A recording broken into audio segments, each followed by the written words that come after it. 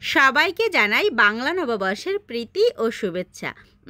বাংলা নববর্ষ বলে কথা টাওয়েল তো নেওয়া যাবে না, নিতে হবে বাঙালি গামছা। শুরু করছি নতুন দিন নতুন নতুন জিনিস দিয়ে, নতুন পেস্ট ব্রাশের সঙ্গে নতুন গামছা। তোয়ালে তো ইংলিশদের জিনিস, তাই তোয়ালে বাদ দিয়ে নিয়েছি একখান ঝা চকচকে লাল রঙের টুকটুকে গামছা। তো চলুন এবার নতুন বছরে সব নতুন নতুন জিনিস দিয়ে সকালটা শুরু করি। প্রথমেই নিয়েছি গামছা এবং নতুন পেস্ট ও ব্রাশ। পেস্ট ব্রাশ যদিও ইংরেজদের, তবে দাঁতনে দাঁত মাজার অভ্যাস আপাতত নাই, তাই কিছুটা ইংরেজি বাংলা মিশিয়ে নতুন পেস্ট ব্রাশকে আনবক্সিং করে শুরু করছি আমার আজকের দিনটা। হ্যালো বন্ধুরা, কেমন আছেন সবাই? আশা করছি যে যেখান থেকে দেখছেন সবাই ভালো আছেন, সুস্থ আছেন। আমরাও ভালো আছি। বাংলা নববর্ষ 14 এপ্রিল, মানে বাংলা 1432 সালের প্রথম দিন, পহেলা বৈশাখ।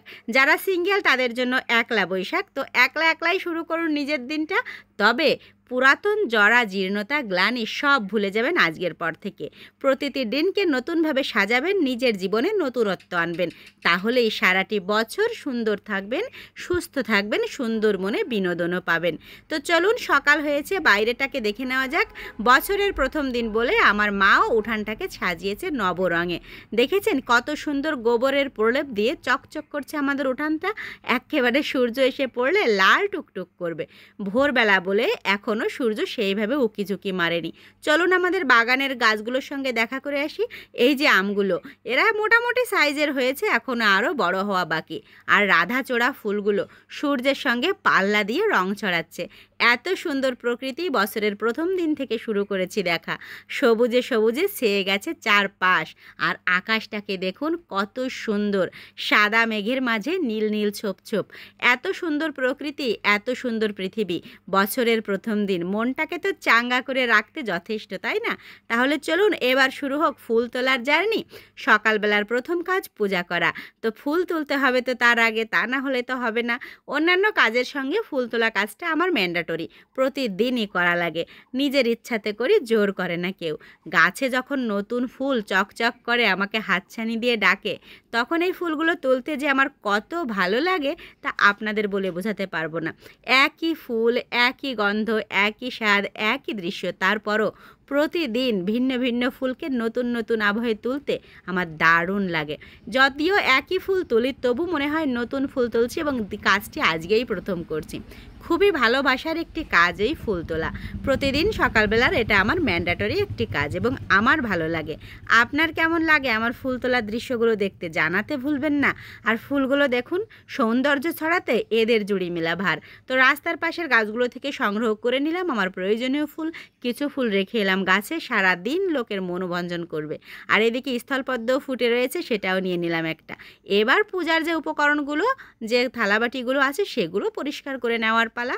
একটু দ্রুত হাত চালাতে হবে, বেলা যে পড়ে এলো, স্কুল যেতে হবে। বেশি দেরি করলে তো হবে না, দ্রুত কাজ সারতে হবে, কারণ এখনও যে অনেক কিছু করা বাকি। তো চলুন সুন্দর করে ধুয়ে মুছে নিচ্ছি আমার পূজার উপকরণগুলো।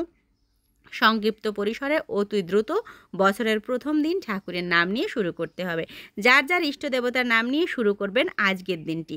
বছরের প্রথম দিনটি ভালো কাজে শুরু করলে ভালোভাবে কাটবে। তো আজকে এবার নতুন শাড়ি, নতুন দিয়েই যখন শুরু করছি সব কিছু, শাড়িটা কেন পুরাতন হবে? তো চলুন এবার দোকান থেকে নিয়ে নিই শ্যাম্পুও।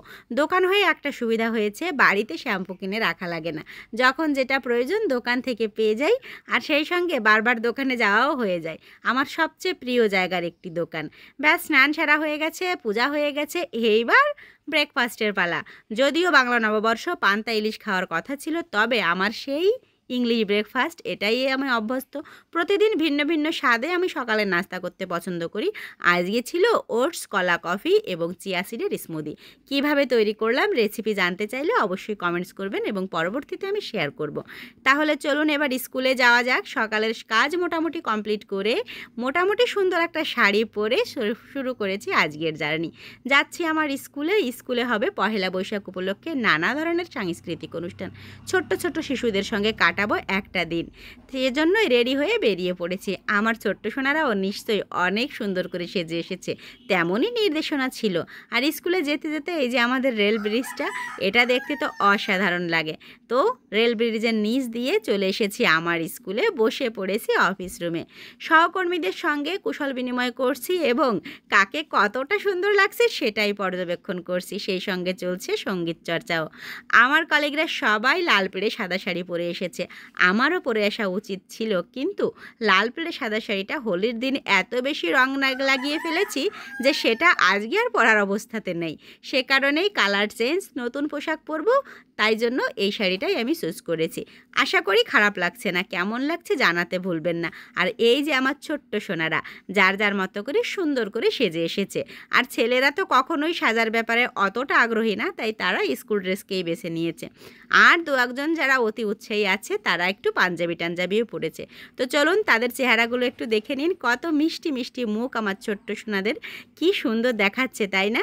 সবাইকে অনেক সুন্দর লাগছে। এবার আমাদের স্কুলে মঙ্গল শোভাযাত্রা নামক অনুষ্ঠানটি হয়নি, কারণ মঙ্গল শোভাযাত্রা তো বন্ধ। বর্ষবরণের র্যালি ছিল, কিন্তু সেটাও করা হয়ে ওঠেনি। অল্প কয়েকজন ছেলে মেয়ে রাস্তায় নিয়ে গেলে মান সম্মান থাকে না। যাই হোক, আমরা ঘরোয়া পরিবেশে অনুষ্ঠান করেছি। রোদ গরমের তাপও আছে, অনেক ভোরে তো বাচ্চাদের আনা যায় না। তো প্রথমেই আমরা এসো হে বৈশাখ গানটি দিয়ে শুরু করেছি, সেই সঙ্গে চলেছে রবীন্দ্রসঙ্গীত দিয়ে নানা রকম গান, যে গানগুলো এরা অলরেডি ক্লাসে শেখানো হয়, সেগুলোই শিক্ষকদের সঙ্গে চর্চা করা চলছিল।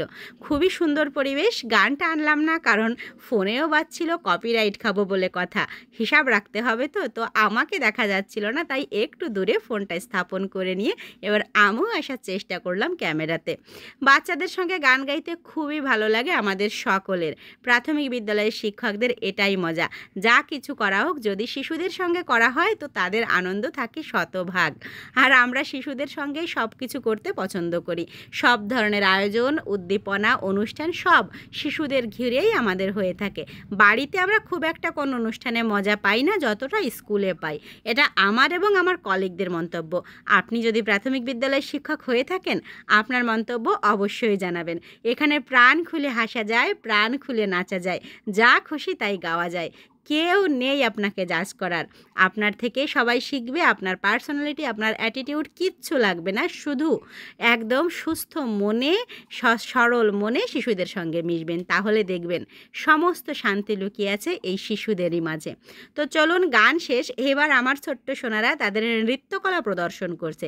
দেখুন কত মিষ্টি লাগছে। সবাই নৃত্যকলা প্রদর্শনের জন্য প্রস্তুত, তবে সবাইকে ক্যামেরায় আনতে গেলে ব্লগটি অনেক বড় হয়ে যাবে, তাই কিছু কিছু অংশ রেখেছি, কয়েকজনকে রেখেছি।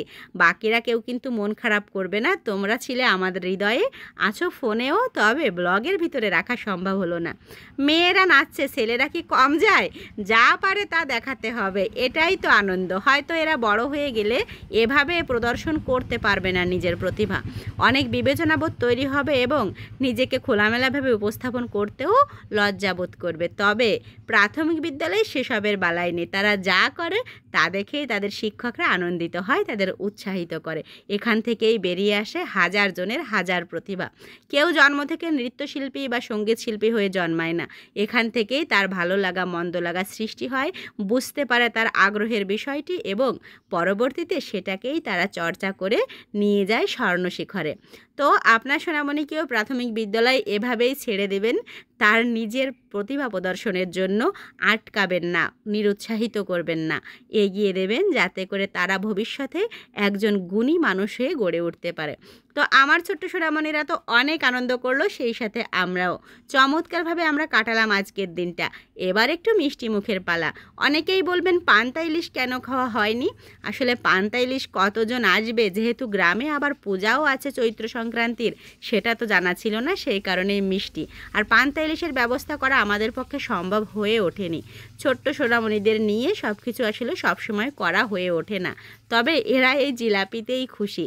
খাওয়াটা মেন না, শিক্ষকদের সঙ্গে সেজে গুজে সকালটাকে আনন্দমুখর পরিবেশে কাটাতে পেরেছে, এতে এরাও খুশি, আমরাও। খাওয়া দাওয়ার ঝামেলা করতে গেলে হয়তো আনন্দটা মাটি হতো। সব কিছু একসঙ্গে মেনটেন করা আমাদের এই ছোট্ট স্কুলে অল্প কয়েকজন ছেলে মেয়ে ও অল্প কয়েকজন শিক্ষক দিয়ে আসলে সম্ভব হয়ে ওঠেনি। যতটা আমাদের পক্ষে সম্ভব হয়েছে আমরা ঠিক ততটাই করেছি, মন খুলে আনন্দ করেছি, উৎসবমুখর পরিবেশে একটি গোটা দিন পার করেছি। আমার তো বেশ ভালো লেগেছে। আপনার কেমন লাগছে আমার ব্লগটি জানাতে নিশ্চয়ই ভুলবেন না। আর ভিডিওটি ভালো লাগলে লাইক কমেন্ট শেয়ার করতে ভুলবেন না। ইউটিউব থেকে যারা দেখবেন তারা অবশ্যই আমার চ্যানেলটি ভিজিট করবেন, ভালো লাগলে সাবস্ক্রাইব করে রাখবেন। ওখানে আসছে আমার শিক্ষামূলক কয়েকটি ভিডিও। ধারাবাহিকভাবে আপনাদের উৎসাহ পেলে অবশ্যই ছাড়তে থাকবো শিক্ষামূলক ভিডিওগুলো। তো চলুন আমিও একটু মিষ্টি মুখ করে নিই। বছরের প্রথম দিন মিষ্টি খাচ্ছি, মিষ্টি কথা বলবো সারা বছর, এই আশীর্বাদ করবেন। অবশ্য খুব একটা তিতো কথা মনে হয় আমি বলি না, আপনাদের কি মনে হয়? চলুন তাহলে সবাই এবার হাত ধুয়ে নিই। আর এদিকে আমাদের ম্যাডাম কিন্তু একবার গান শুরু করলে তাকে থামানো দায়। আমাদের ছেলেমেয়েরা হাত ধুতে বাইরে গেছে, কেউ কিন্তু রুমে নাই। তবে আমাদের ম্যাডাম নিজের সঙ্গীত চর্চা বন্ধ করেননি, গান গেয়েই চলেছেন। যে বলে আমায় কলঙ্কিনী রাধা, একুল ফুল নাই তো আমার পদে পদে বাধা। পাঁচজনে যে বলে আমায় কলঙ্কিনী রাধা, একুল ফুল নাই তো আমার পদে পদে বাধা। প্রতিভা কখনো আটকে রাখা যায় না। একবার যাদের প্রতিভা আছে গান গাওয়া শুরু করলে তাদের থামিয়ে রাখা দায়। এটারই এক অনন্য উদাহরণ সৃষ্টি করেন মাঝে মাঝেই আমাদের ম্যাডাম। তার সঙ্গীতের প্রতি ভালোবাসা মাঝে মাঝেই আমরা দেখার সৌভাগ্য লাভ করি। তো চলুন আজকের মতো আমাদের পহেলা বৈশাখের অনুষ্ঠান শেষ হয়েছে। এবার বাড়ির পথে যেতে হবে। বাড়িতে গিয়ে বিকালে আবার চৈত্র সংক্রান্তির মেলায়ও যাব। তো আপনারা সবাই ভালো থাকবেন, সুস্থ থাকবেন। দেখা হচ্ছে পরবর্তী কোনো ব্লগে। আর আমার ভিডিও ভালো লাগলে অবশ্যই লাইক কমেন্ট শেয়ার করবেন। আপনার মূল্যবান মন্তব্য আমাকে নতুন কিছু সৃষ্টি করতে উৎসাহ প্রদান করে। তাহলে আজকের মতো আসছি, বাই।